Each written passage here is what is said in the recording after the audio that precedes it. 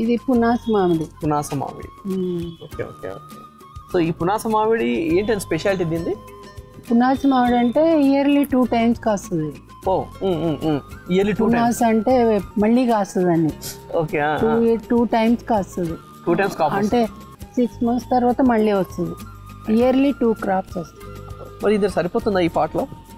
మొగ్గ వచ్చింది అంతే, పూత వచ్చింది, పిండి వచ్చింది.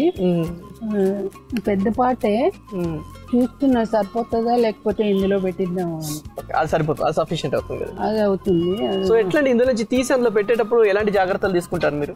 1.5 months బ్యాక్ ఒకసారి రీపాటింగ్ చేయించాను.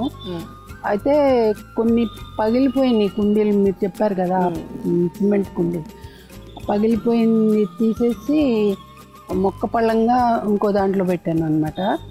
ఇప్పుడు ఇది తీయాలంటే చుట్టూ బాగా లూజ్ చేసి 2 చేతులు పెట్టి ఇలా పెట్టి తీసి వేరే దాంట్లో పెట్టాలి, చాలా కేర్ఫుల్గా. చివర్లు మొత్తం అంటే మొత్తం లూజ్ చేయాలి. తర్వాత లూజ్ చేసిన తర్వాత 2 చేతులు కిందకి పెట్టగలిగేప్పుడు తీసి రూట్స్తో సహా తీసి వేరే దాంట్లో పెట్టాలి. నేను దగ్గరుండి చేయించుకుంటున్నాను. సో ఎందుకంటే చివర్లో మొత్తం పీకి పెట్టేసాడు అనుకో చచ్చిపోతుంది అది.